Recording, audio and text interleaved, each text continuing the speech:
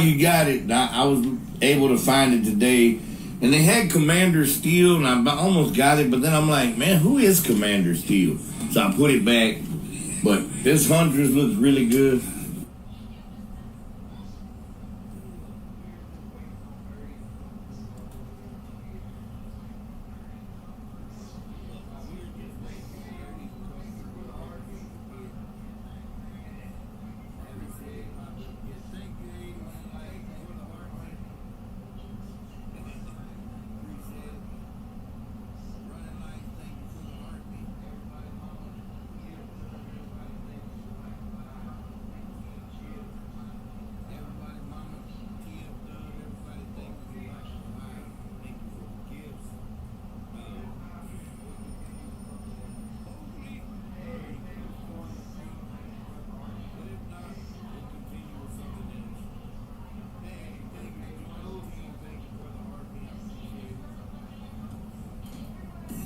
Thank you for the baby ghost.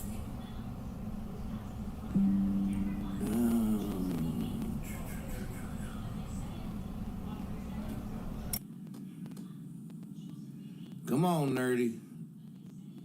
I know you know how to tell time. Ultimate Figures, what's good, man? So, yeah, that's all we picked up today. We didn't find too much out there, but we were able to get the hundreds. Now, did anybody have any luck finding anything on Amazon? I didn't see nothing that I really needed out there. So I didn't find nothing. Good to hear. And I did just put out the video. We did this right here. We did unboxing. Every day this month we're doing something Halloween related. So we did Frankenberry. Once again, thank you, 80s Kid. Thank you, Howie the Duck. Do you have a black cat? No, I do not. 80s Kid has one. I do not. Hey, thank you for the follow.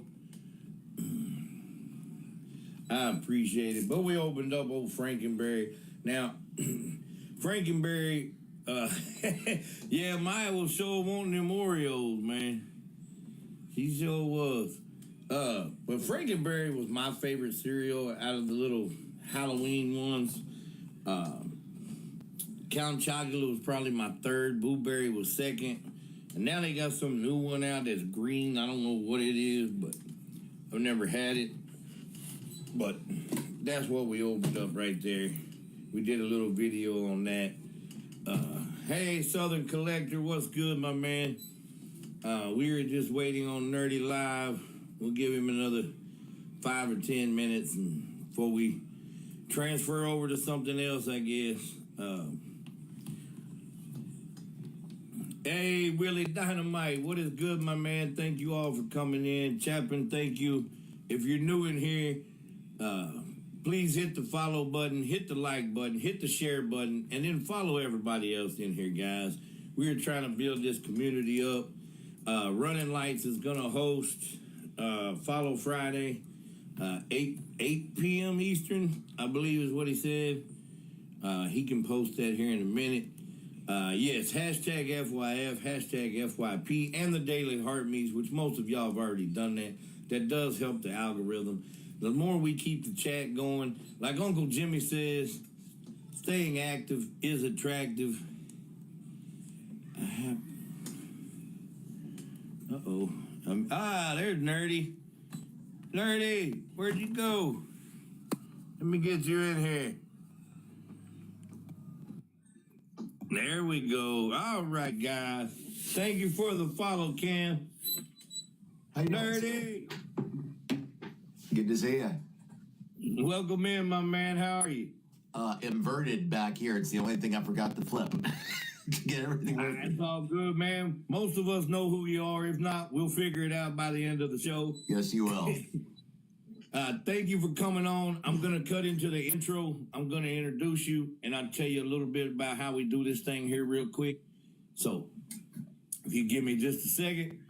You're talking to the wrestling, t-shirt wearing, championship ring wearing, deal stealing, toy dealing, Hot Wheel riding, no dragonfly flying son of a gun. And I'm having a hard time keeping these credit card bills down. Welcome to A Flair for Toys. Set on Cultured Heathen. It's your boy Beef. And we are live inside the Toy House with the one, the only, the Nerd Herd, Nerdy Live himself, guys. Thank you, Mr. Nerdy. Welcome in and tell us a little bit who you are and what you do, please, sir. Yeah, sure. Thank you for having me. I am technically a community host, right? That is switching away from the other word having to do with glow, i.e., if you're on TikTok, you know what that is. Helping people make connections on a daily basis, grow the community. A lot of what you were talking about when I first came on. Trying to build the community, trying to share it out, trying to get people to make new connections together, things of that nature, and build up their own accounts, right? And so I do that from 11 a.m. to 3 p.m. Eastern, Monday through Friday, and just like to have a lot of fun, like to lose my mind a little bit and joke around and everything like that. That's the one thing I've noticed in these places. They're just way too serious. Oftentimes, get this person, get that person. You know, you have to make it fun for the people to be there, and so that's what I'm doing right now. Okay, and what did you do before this? Were you a radio host or something at one time? I was a radio host from the time I was 15 to the time I was 27. My first job, I had to get an actual permit to go to work at 14 to be able to be in the #1 pop radio station in my market, 100,000 watts. They handed it over to a 15-year-old kid. So for a few hours, yeah. So that was a fun experience growing up in the 80s doing that kind of stuff. But I now do voiceover commercials on occasion and things like that. And this kind of gets that performance thing out, right? And especially, I spent like 11 years working for the state in my 30s and 40s, and it really is true. By the time you're done working in a place like that, you have to double check and make sure you still have your soul. You're still alive.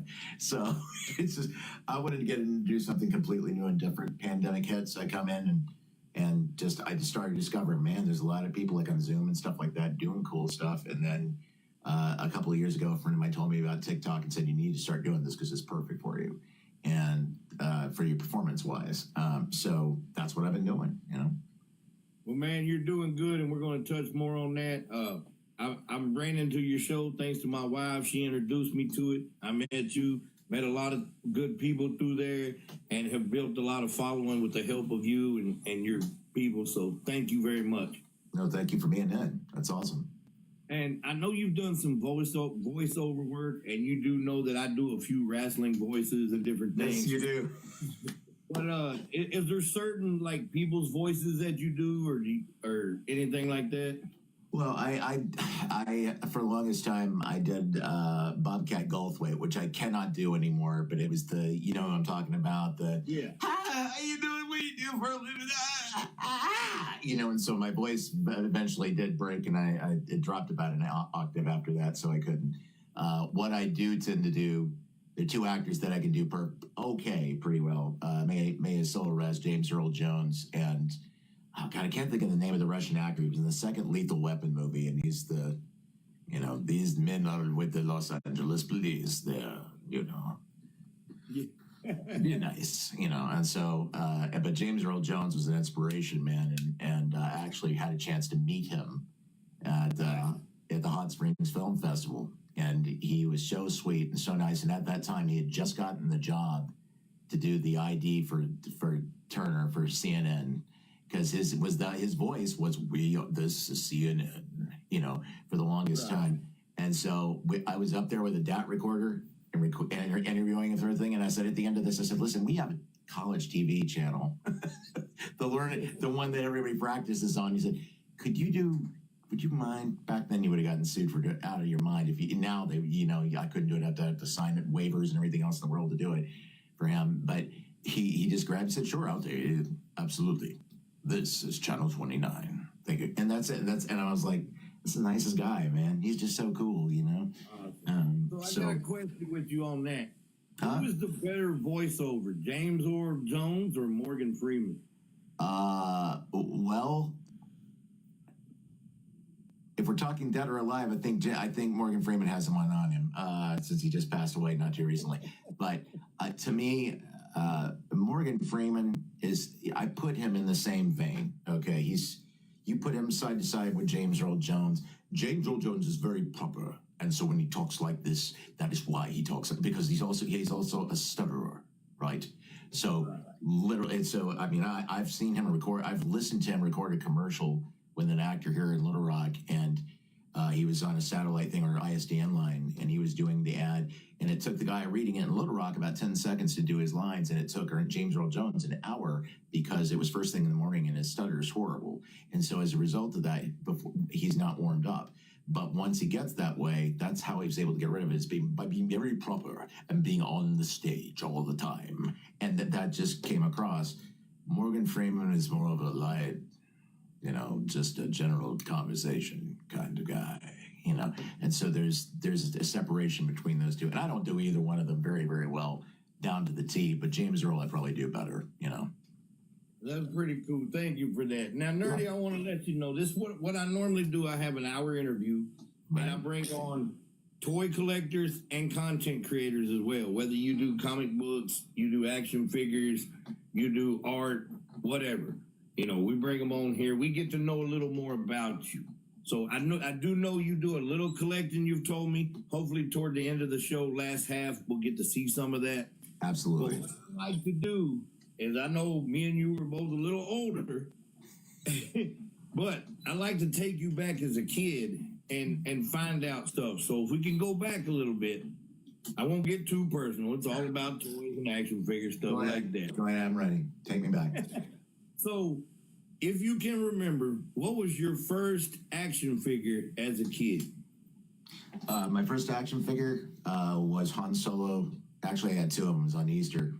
And I was so mad because I got Han Solo and Chewbacca, but I got the land speeder that belongs to Luke Skywalker. My mom didn't know this stuff. You know what I mean? She went out, it was those Kenner toys in 77 that were formerly like Adventure People that they repainted. Okay, I mean, literally, that's what Kenner did. And but I went crazy, and back then those toys brand new were like $3 at the store. Of course, now they're 18 to 20 bucks and all that stuff, and they're not nearly to detail. But I remember that very clearly on Easter morning, and my mom had gotten the candy and stuff and put in a little basket and all that stuff for us. But then inside we saw those figures and just darted toward them.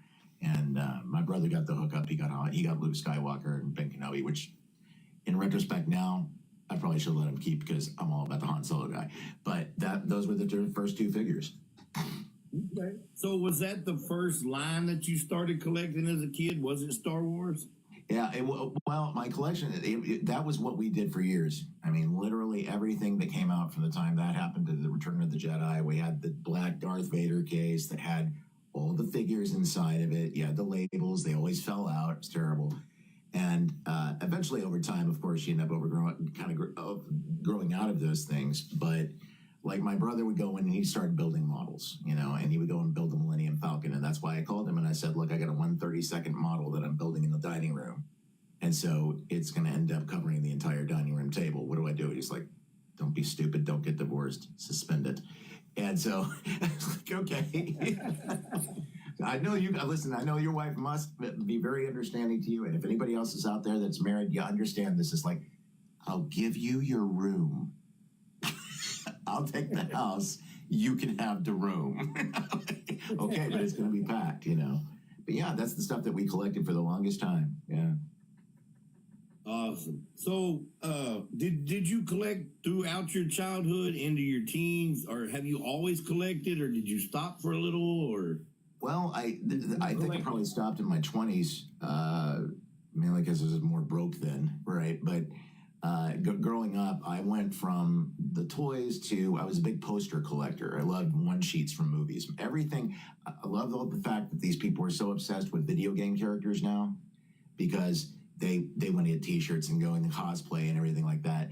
And I'm like, that's exactly how I felt. I was one of the one of the very first people to ever join up for the Star Wars fan club, right? And so you could get things through them you couldn't get anywhere else. And so I got all of the one sheets, the main posters from the films, and Raiders of the Lost Ark, same way, Steven Spielberg and all that stuff, and collected all the way through that.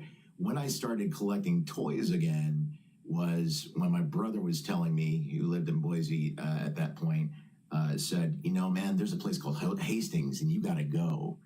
And if you're familiar with that particular brand that doesn't exist anymore, are you?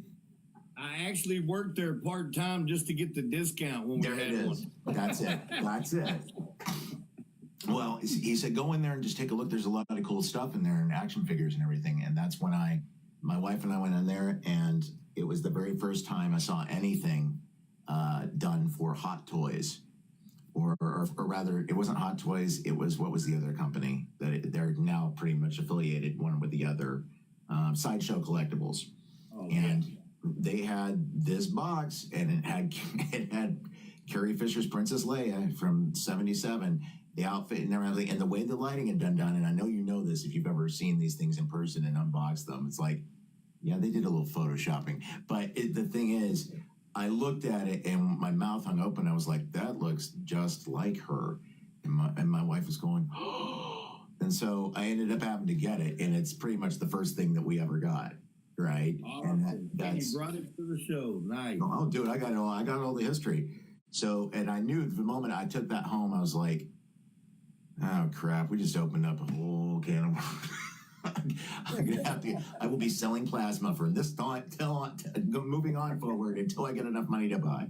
And so, yeah, that was the first time I sort of started picking that up again. And then I discovered Hot Toys. One of my questions was what got you back into it, but you already nailed that right there. Yeah, absolutely. Because I was like, that's a really nice present for her. I think she'll like it. I got it for her. And then after a while, she's like, she's up there alone. You need to get Han Solo. So we got Han Solo. Okay. And those toys, for anybody that's not aware, those are oftentimes anywhere from $50 to $100 if they're older, and they haven't been selling as much. Whereas the new stuff, when it comes out, can be $200 to $300. And so when I went in and looked at certain things, like, oh my God, it's just, it's not so much for me the quantity that you can get, but the quality that you get with them, because they're unbelievably detailed. And that's what I loved about them. That sent me back on my journey again. And I do more quantity because here's the way I think about it. Now, those sideshows, Hot Toys, Mayfix, Mondo now, I don't know if you know who Mondo is, but it's a newer company. Yeah. These figures look good, right? But I still see people that have issues with these more expensive figures.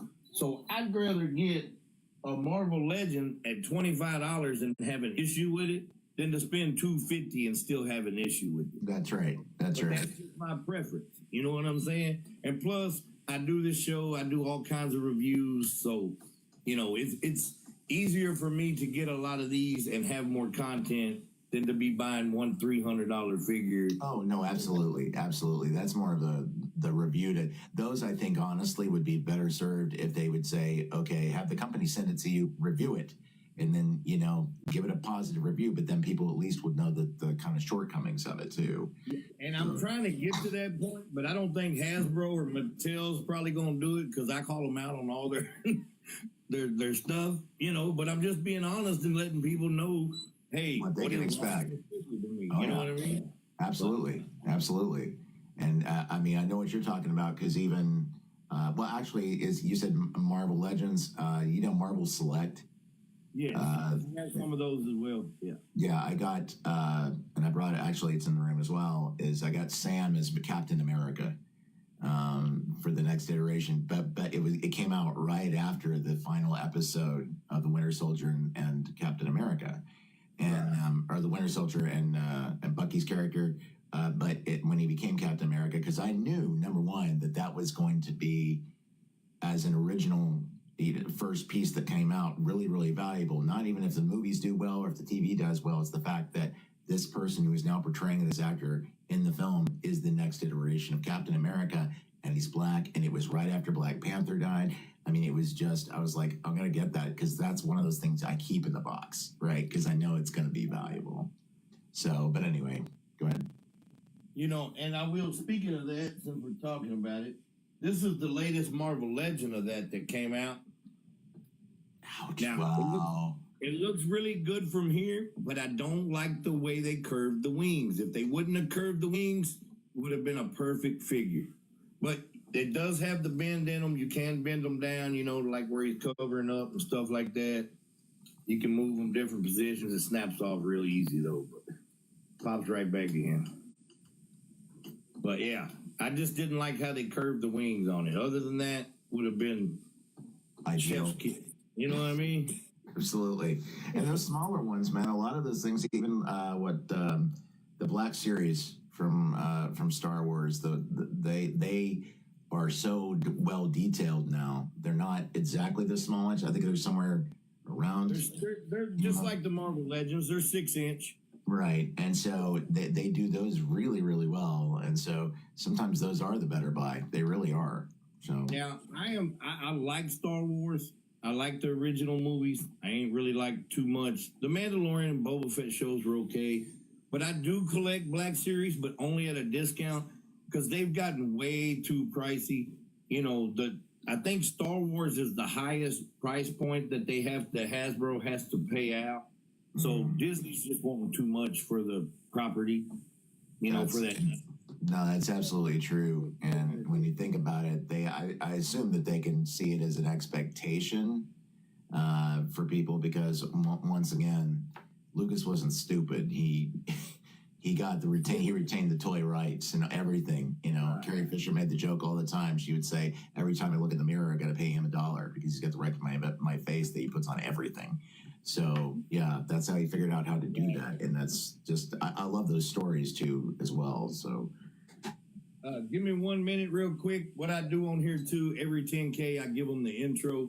So we are at 12K likes. So you're talking to the wrestling, t-shirt wearing, championship ring wearing, deal stealing, toy dealing, high wheel riding, no dragonfly flying, son of a gun. And I'm having a hard time keeping these credit card bills down. Welcome to A Flair for Toys. Set on Cultured Heathen, it's your boy Beef.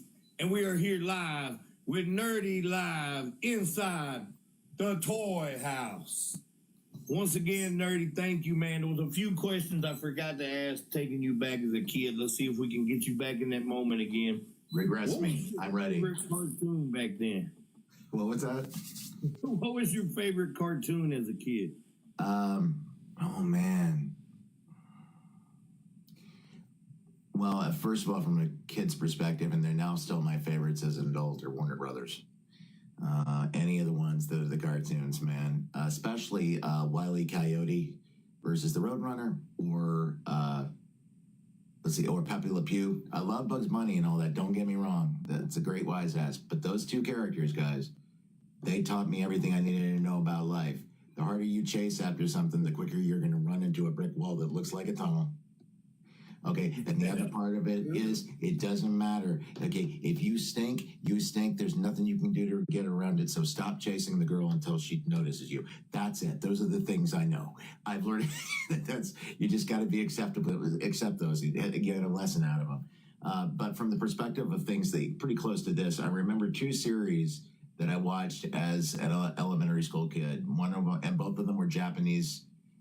Converted to American, which was Battle of the Planets and Star Blazers, which of course was Battleship Yamato, I think, for Star Blazers. Now, I don't know the original Battle of the Planets, but I remember watching those intensely with the same intensity I would with Star Wars or anything like that. So, yeah, on the Looney Tunes stuff, somebody in here said Yosemite Sam. I like Yosemite Sam, but one of my favorite characters was the Foghorn Leghorn.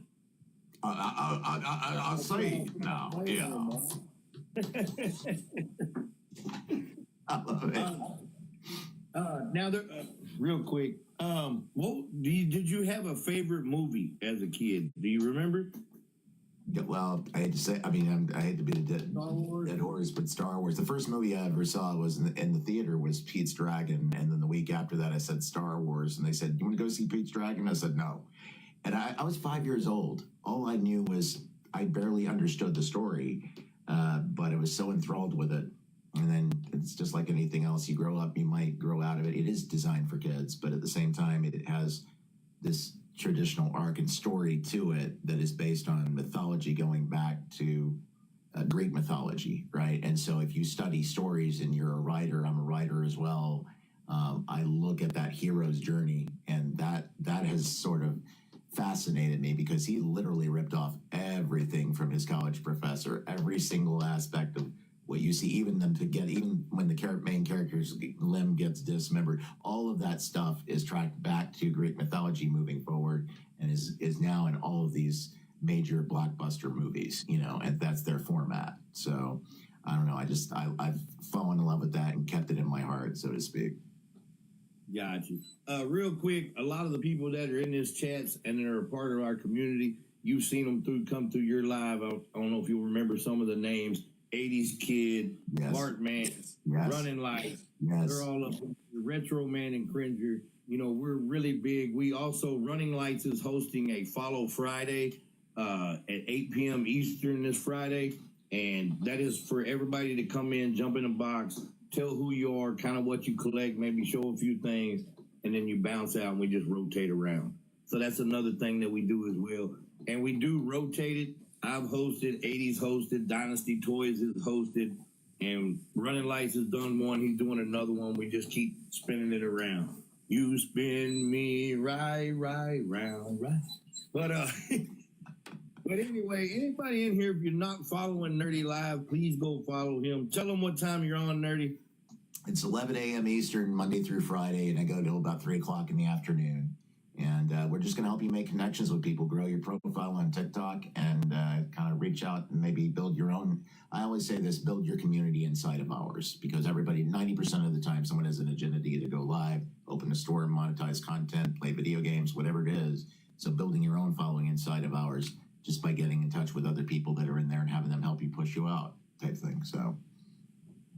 Awesome. Thank you, Nerdy. You do a great job. I got a few more questions, and then hopefully you got some more toys to show us. I do. Okay. None of them vibrate, so it's all good. Go ahead. Man, you had me cracking up when you said that earlier on your show. Some of it's just the way you say it. It's like the women in there are I bet it vibrates. Yeah, okay. God. Anyway. So, I know you're a Marvel fan, right? Yes. So can you tell us what your favorite Marvel character is? And I'm going to say this because I'm a newbie as it relates to, or I didn't do a deep dive into the comic books. So the people that are purists about the comic books, in terms of how they translated to the movies, I fell in love with the movies because that's just my genre for it speaking. Honestly, my favorite character of all of them and my spirit animal, Rocket Raccoon. Okay. I loved him, man, and I still hear things in my voice. They had the automated thing when I first started.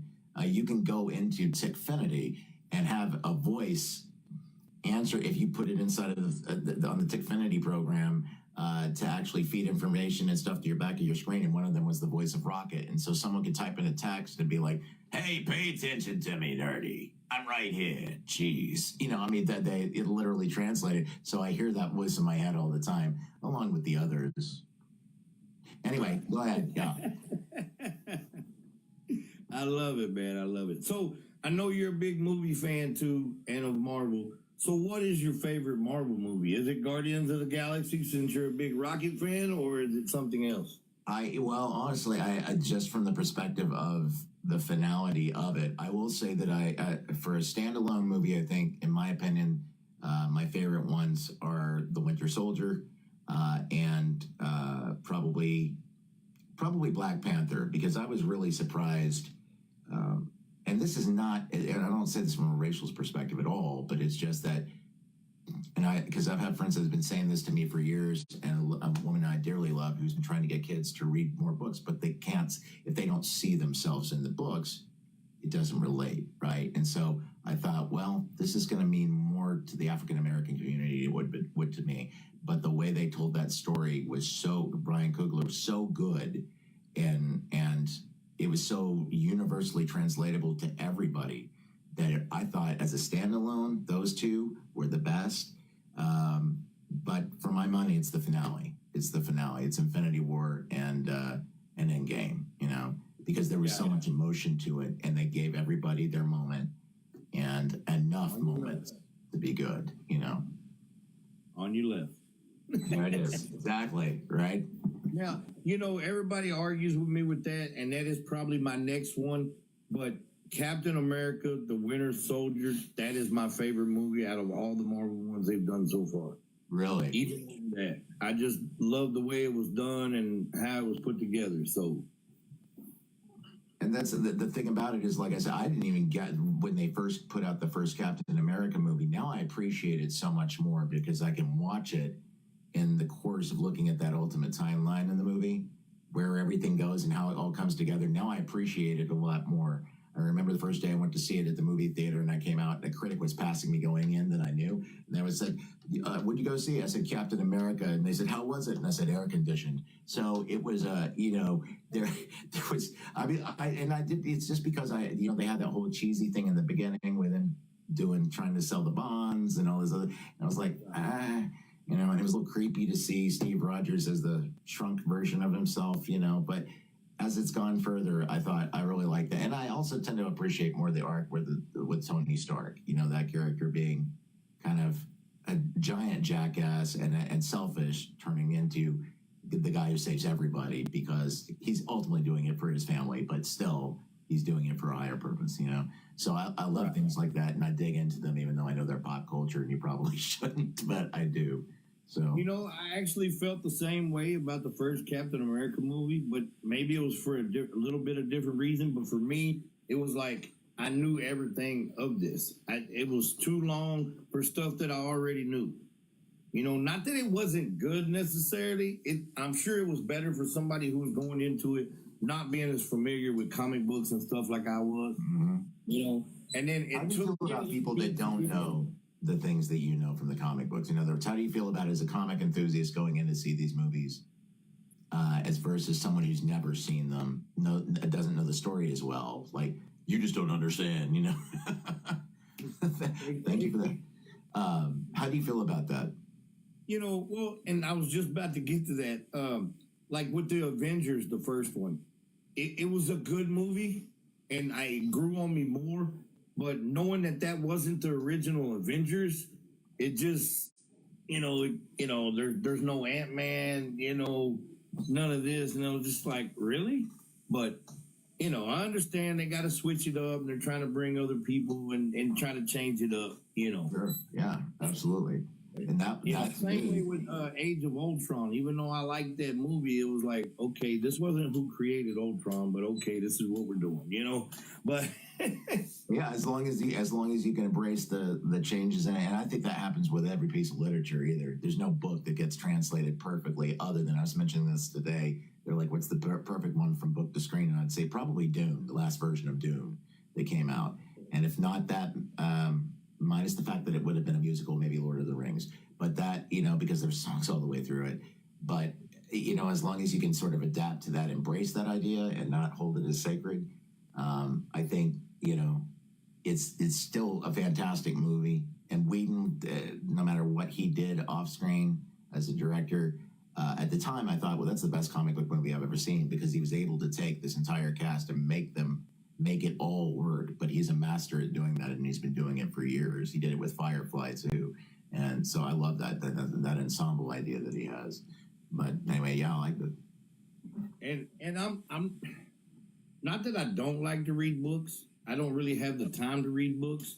Now, if it's like a wrestling autobiography or something, I would probably read that. Yeah, but everybody says, man, you got to go read the book. I'm like, why? I got a TV. I can just watch this movie.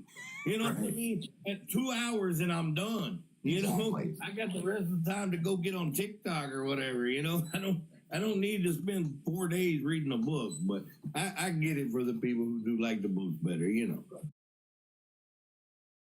Watch this movie. Like the movie. Have you seen this? Have you seen that? No, I'm spending all my time with you people. This is what I do now. And their stories, especially when they talk, your story right here, that's more interesting to me than a biography of a wrestler. However, I did see one that I really liked. And I can't think of his name because I'm not a huge wrestling fan. But the blonde kid that was the son of the, his father who was his mentor, and everybody loved him. And then Dusty Rhodes. Huh? Dusty Rhodes. That's it. I saw a biography of that, and I was watching, and I was like, this guy He's good, and that was like, and that also took away a little bit of that whole "this is bullshit, this is not real" stuff when he got his chest muscle almost destroyed. Yeah, that's Cody Rhodes. That's Dusty Rhodes. Okay, yeah. So so I mean, I find those stories, they're interesting for sure, but I think that there's far more interesting stories for people that are not famous, because they're still in the midst of their journeys. So I like to watch that as it evolves. And they actually did that with him. If you remember at the end, he still wasn't where he wanted to be, but he moved closer. You know what I mean? It doesn't have to be this huge, momentous, and he did this, and we all went hooray, and they went off into the sunset type thing. You know? Because his daddy was the American dream, baby. Dusty Rhodes. He was making major motion pictures and sitcoms, if you will. Because I've wined and dined with kings and queens, and I've slept in alleys and lived off pork and beans, daddy. That's it. I remember that. I was like, I went back and watched more of his stuff too, because I was looking, I was like, that dude, where'd they come up with that? You know, but also the fact that those guys are like, boy, they laid it on the line. Like they put everything out there, that success or fail, you know, whatever it is. Exactly. Yeah. So you wasn't a big wrestling fan though, right? No, but I could watch the story and I was like, why is the American Dream? Why is he called the American Dream? And then it started watching. I was like, because he was the son of a plumber, baby. That's it. He's the son of a celebrity. He's the son of an established star, and he wants to do that. And I'm thinking, how the hell do you do that? Yeah, I mean, actually, the son is called the American Nightmare. His dad was the American Dream. Okay, thank you. Yes. Dream, he was the son. His dad was an actual plumber. Wow. Yeah. I'm sorry if there are wrestling fans out there and I've gotten it all wrong. Please be patient with me. I'm just relaying what I remember watching. The common man, baby. All right. Enough of the wrestling. Let's get to some toys, man. Show us what we got. Well, you already saw this, which is the first time I actually looked at anything Hot Toys did. And the thing I loved about this specifically, let me move it over here. This specifically is, yeah, it really did. They really captured specific looks of the way she looks and everything like that. But even now, like the fact that they actually make clothing that's semi-fit, because on figurines that are more than 12 inches or something like that, they really have not. At that time, they had not mastered it. I'm going to show you something in a few minutes that shows the difference. The other thing is, I'm sorry, I found there's some things that I'll just go and collect them because I just think that they're cool or they're cute. Do you remember? Oh, I don't know if it was. Oh man. It was a certain toy company, and they had the characters had big eyes and big noses, all that, big faces and everything, but little bodies. And they're sort of like, oh, that's what it is, play school toys. Well, I went out and I saw one of these, and it was Ridley. If it's Ripley from Alien, okay, from Aliens, with the machine gun and all of this stuff here, and I was like, well, that's kind of cool, you know, and I got that from Amazon, and I was like, that's great. So I went back to look and make sure I was going to tell my brother about it, and I found out that there was another one. Do you remember the movie Aliens at all? Yeah. Okay, so you remember Vasquez with the big gun. So they made this, okay. That's cool. And I mean, literally, the headset will come off. The gun, well, you can move it around or whatever you want, but they're just adorable little things. And then, of course, they wouldn't make any other character other than the Hudson character that, you know, of course, sits there and screams and says, game over, man. But, I mean, the fact that they put the details that they did for something so small, I mean, even looking at the stuff on the helmet. Play school, they're called Fun School, right? Fun School, is that it? Okay, because I don't know the exact inspiration, but I thought that was just awesome. And brain dead on the cover. I thought that, I mean, the little things like that, and of course, Funkos, I collect those like crazy. Matter of fact, Cody, KO Dynamite, he put out an image, goes, you know, you can make your own Funko, yeah? Well, go out and look on your Discord. And I was like, pick one. I was like, a what? And they're like, you. I'm like, what? No, I'm not gonna, are you kidding me? And the that one was pretty close, actually, so I'm pretty happy with that one. Now, yeah, the wife had one done of me and her together. Really? Where is it? Is it in there? I think it's put up. Okay, you put it up. All right, fair enough. Well, and that's the thing. Like I was going to show you guys. If she can get to it, I'll bring it in here. I don't know. Mama, if you're in here, if you can know where that is, can you grab it and bring it in here? I don't know if she's still in the chat. She's still at work, so. Oh. But she Well, tries to jump in when she can. Go ahead, boss. no, you're fine. One of the things that I was going to say is you asked when I started to really get into it, and this is where I got into a little bit of I might have been able to resist the Star Wars thing, but all of this stuff, because I had so much from Star Wars, but all of this stuff kind of started for me back in 2008 when The Dark Knight came out. And I loved the original Batman Begins.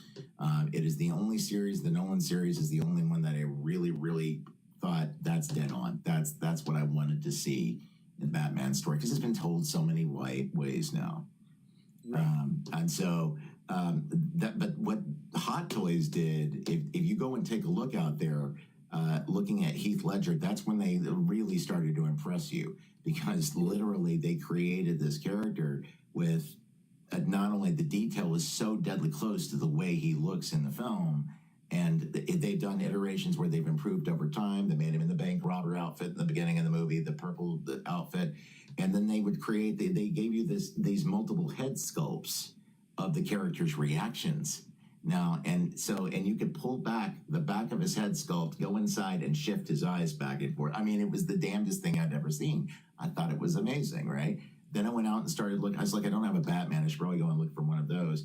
And then these crazy maniacs went out and they put out the Tumblr. And that's where I got myself in trouble because I was like, all right, I got the Batman. That's a couple $100. I got the Joker. That's a couple $100. And I go and I'm like, I can do something. I'll just save the money, whatever. And this big, giant, honking box comes in the mail, and I got the car, and it's a 6-scale. It's this 12-inch characters, right, that fit into the vehicles. So the vehicles are the size of your desk, right? Wow. Where the hell are you going to put all that stuff? I mean, I don't know what to do. So, and of course, I kept it for the longest time, and then eventually ended up having to sell it because I was short on money, and people still wanted it. They only make runs of about 5,000 when the Hot Toys does anything. And so that really, really got me into doing that kind of higher level collecting stuff. But I've also noticed over time, just like you've said, they may be good at some stuff, but it's not necessarily that they're masterful at everything. Because with every single part of eccentricity or I guess the individuality of those characters comes a new challenge creating them. And they got the last thing that we got that was the biggest thing we ever got. They did a masterful thing on with the eyes, which we'll talk about in a minute. This is the other stuff I was going to say. This is actually one of my brother sent this to me, The Mandalorian, right? And the thing that's so cool about these characters and the way they put them together is not only can you do these flexes and move them around and they're fully automated, but they're also on these stands and everything. Now that's the only drawback. There you go. Yeah, move them back a little bit. Yeah. So. And again, they're certainly expensive, and my brother got it for me for my birthday, so I won't go tell nobody no. But they even put these it's these little extras that they put in, the additional weapons that are separated, and just the way that everything is able to be moved so easily. The helmets come off, the armor, everything else, and the detail to them are really, really magnificent. I mean, even you can look back here and see, like, they go down to the detail of even cutting up the cape and all of this stuff. And just the micro details in it. And so that's what I kind of I loved about that. And the other part of this, and I don't know the name of the company that did it, but I can't, it slips my mind. It's neither one of them, but it was a 12-inch reproduction because everyone who's a Firefly fan, if you've ever seen that series, is Firefly. Yeah, I know what it is. I've never watched it, but well, the series was about 10 episodes, and it got canceled on Fox because they put it at the wrong time, and people became so cultically involved in it. That was Joss Whedon as well created that. The actor Nathan Fillion has gone on to do a bunch of stuff. He played Castle. Now he's the main character, the producer of The Rookie, and that actor is very noticeable, right? And so. And he'd always patterned himself after Harrison Ford, and that's kind of what they did. They made Star Wars in space as a Western, and that's what Firefly is. And so when they put this out, everybody kind of jumped on it. But this will show what Nathan Fillion looks like, right? Like he was the security guy in the third Guardians of the Galaxy. But I mean, it could literally show you like how much it's evolved because there's nothing different at all, and that in terms of the way he looks, all the details on it. And I just love this stuff because it's sort of, they only do limited runs on them. And if I'm going to put money into anything, I know people will go crazy for these. And depending on the lighting, it really, really does look like them. Now, my man Kenny's collection would really love that. He's a big Firefly guy. I don't know if you know who Kenny's collection is, but if you go check this guy out, his whole house is covered in toys from Star Trek to Firefly to Lord of the Rings. I mean, from the ceiling on. He's the one that I can talk to about it too. For years, people have been trying to get the ship from that show as a model, and they haven't put it out anywhere. And every time they almost get it to you, it doesn't happen. And Hot Toys did a beta version of it and decided we can't market it because the ship as a scaled item was so big that there's literally it would take up the size of the room. They just it would have to be like a HasLab or something like that. I don't exactly. know Actually, I've got like 3 HasLabs that should be coming here hopefully shortly. So oh wow, it's a big. You've got this huge area here. Like how many figures do you think you got in there right now? Oh man, I don't know. Just in this room? Just in that room. Oh, at least 1,000. As a Marvel fan, I'm going to go and show this to you.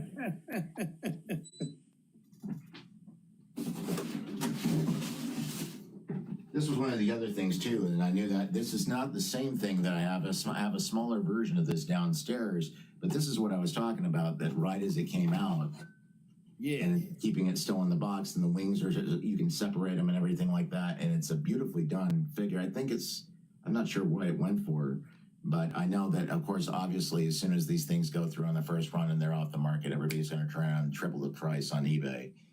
Those kinds of things. Right. But I've been collecting those, and the other thing, and I'll say this because the things that I collect end up they always have some sort of attachment to me in terms of the thing that I'm interested in, and it doesn't necessarily always have to be science fiction or fantasy. Last year, McFarlane Toys put out a toy of the main character of Ted Lasso. And I loved that show so much, man. It was like during the darkest time of my life, I'm sitting there watching it, and it's the only time that I was able to laugh for a long time. And we binge that at this house all the time. You're going to see Friends. You're going to see probably Mike and Molly, but you're definitely going to see Ted Lasso too. And so when McFarlane Toys put this thing out, I was like, I don't get it. She's like, are you going to take it out and display it? I was like, no. Right? What's that? The movie Maniacs? Is that what it is? Oh, no. It's Ted Lasso. It's called Movie Maniacs, right? Oh, Movie Maniacs. Yes. Yes, it is. Actually, yeah, that's it right here. Yeah. And I was just, I mean, even at that scale, the thing I've also loved about McFarlane Toys for years is the fact that they do things with such beautiful precision that even a small character that, you wouldn't be able to see the detail in, it looks just like them. And again, I leave them in the box, but because we don't know if the show's going to come back or not. Right. What is your feeling about people that keep stuff in a box versus open stuff in a box? What do you prefer? I got a lot of people in here that collect in a box, so I don't want to offend them. 80s kid. But no, my wife keeps her stuff in the box. I think it's fine. I used to have all mine in the box, to be honest. I'll tell you a real quick story. I was listening to a podcast by some wrestlers who have their own toy company now. And they were asking him what he thought about, same thing you asked me. He said, here's the thing. If you have the room to display it all where it looks nice and you can see it in the box, do that. But if you're having to put it in tubs and store it away and you're not getting to see it, why are you spending the money on it? So about a month or two later, I started doing this here, and boom, here we go, Everybody's out. Okay, actually, so what do you do to clean them? Huh? What do you do to clean them? Or like dust them? Dust. Yeah, but see, I move my stuff around, so when I do it, that's when I do my dusting. Okay. I'm always moving something. I'm going to flip my camera. Excuse the mess of the room because I've got a lot going on, but I'm going to show you a few things real quick since I got you here. This is a HasLab Galactus right there. We do have a HasLab Giant Man coming that'll be close to that height, but not as tall. There's the Sentinel. Those are the 2 biggest figures that I have right now. How big are they? Almost 3 foot. And they got lights and all that stuff. Oh, wow. But I collect so much, nerdy, man. I've got overstock. This is overstock right here. This is just stuff that hasn't been opened. I saw a couple of Star Wars labels in there, man. Oh, yeah. You got me paying attention. That whole row right there is almost Star Wars. Oh, my God. That's awesome. But now I've started, since it's Halloween season, we've been doing the monsters and different things. You know, but this is all my Marvel. This shelf over here, I've got 3 shelves of pretty much Marvel Legends right now. Oh, wow. Like the top shelf is from the movie ones. Mm-hmm. The rest is mostly cartoon and comic book ones.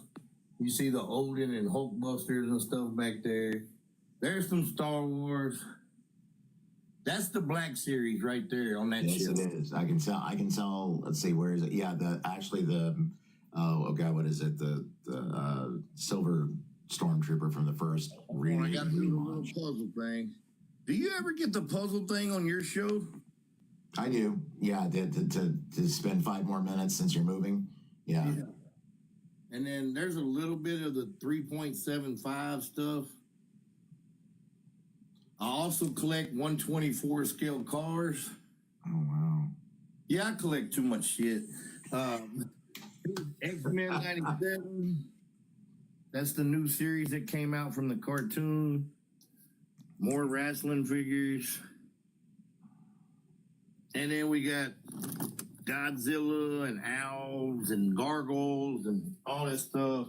We even got Fortnite. We got He-Man, wrestling, He-Man, Transformers, Marvel. And then I got this little horror poster here, but I got DC all over here. More wrestling. You know, I'm a big wrestling guy, nerdy. I do. I know. I have several friends that are like that. Actually, it's the one thing they're like. They're big music fans and everything else, but you'll come in and it's like, you know, a couple of friends. My wife and her best friend used to make fun of their manager at the movie theater where she worked because she went, so what new doll did you get this? It's an action figure. It's a wrestling action figure. And he has The Rock or whatever up there, which I thought was, you know, that's fine. But it just shows there's a nerdy part of everybody, right? There's that one thing that they're really, really into. And this is all stuff that needs to be unboxed too. This is 2 full shelves of Transformers. Not counting a shed and a garage that I have full of box toys still. I don't even want to know what you have this valued as in terms of insurance worth, but my God, wow. That's so cool, dude. And there's people on here like 80s Kid, Kenny's Collection that blow mine away. So, well, I can tell you right here, and this is one of the other things. You know, do you remember when you realized what the value of these things are? Because for me, recognizing the power of the value of these came when, after playing with the toys and breaking them and stuff like that growing up. Like, for instance, a friend of mine said that his mom was one of the first people to get it. And she went out and bought every single Star Wars toys from 77 moving forward when it was still affordable, and put them and kept them in the boxes, kept them out of the heat, all that other stuff, turned around, and when they liquidated it, paid for his college education. And that, you know, that's sort of that same way with comic collectors, right? You remember the whole thing going on with Spawn and everything. So it kills me because when I was growing up, and it's the reason why I went back to get the posters and such of the reissues, is I had the original Revenge of the Jedi poster where the lightsabers were the wrong color when they were fighting and stuff. That one, I just put a tack in them and put them up on the wall. These were things that were they're priceless now, probably, right? And so, and even that's the lesson. That was when I learned that lesson, right? Is just, you know, look, if you're going to do this, you better treat it right, you know? And of course, even still. Here's the thing on that, 80s, but you'll find with a lot of us collectors, I mean, there are some people who collect it for value and maybe a chance to resell, but most of us, we just collect it because we love it. Me, 80s kid, Kenny, we don't know the price of our collection. We don't want to know. We don't even want to know what we spent because then we're like, what we could have done with that money. But it's just part of it. But as long as your bills are paid, do and buy what you love. You can't take nothing with you when you leave, so you might as well enjoy what you like while you're here. You know what I mean? Like, I'm out here getting Frankenberry stuff. You know what I'm doing? You didn't even know they made these, did you? That's hysterical. I love it, man. That's great. Oh my God. That is so cool. We got about 5 minutes left. So I'm going to let you tell everybody who you are, where they can find you. And then I'm going to give them the intros and outro, and we're going to go ahead and get up out of here. But thank you so much for your time and stopping by. I really had a great time. Oh, no. And I'm going to show you one last thing, too. You showed your biggest figure. I'm going to show you this, and then we'll get it. All right. Oh, come here, you. There's a giant stand that this thing goes on, but it's so heavy I don't even lift it up, the weight on it.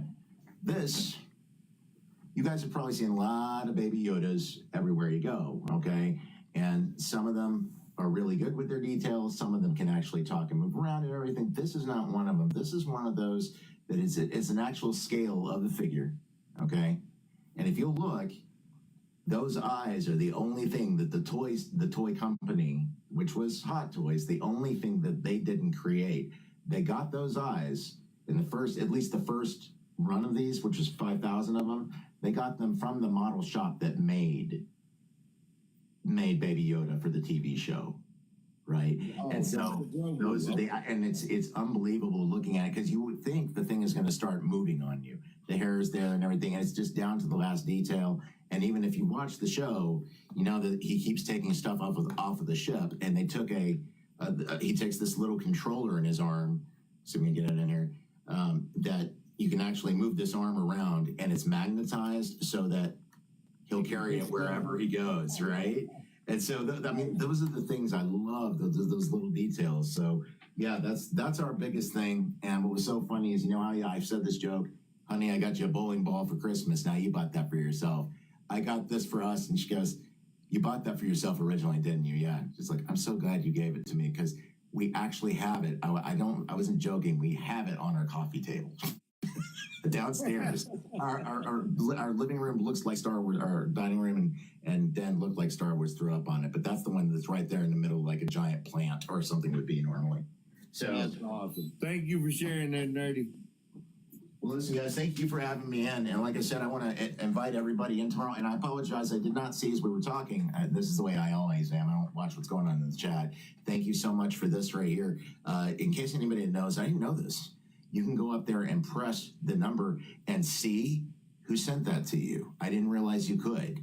And it pulls up their profiles. So what I'm actually going to do just real quickly, just to make sure I can say to David and to Zan, to Bartman, to Elliot and the boys, Hybrid Loon, saw you today. D-Dub and Horror Comic Nut. Guys, thank you so much. I appreciate you. And you're certainly all welcome to come in and see me tomorrow, Monday through Friday, 11 Eastern. And let's help you make some friends. And folks, whatever it is about you, if it's being a toy collector or a kind of toy collector, the more specific you are, that's your superpower nerd style, right? That's what's cool about you. And that's why we want to celebrate you when you come in the room, right? Everybody's special and everybody sits at the cool kids table in our house. So there you go. That's us. Now, Nerdy, I usually do this at the beginning, but we jumped in real quick. Where did you come up with the name Nerdy Live?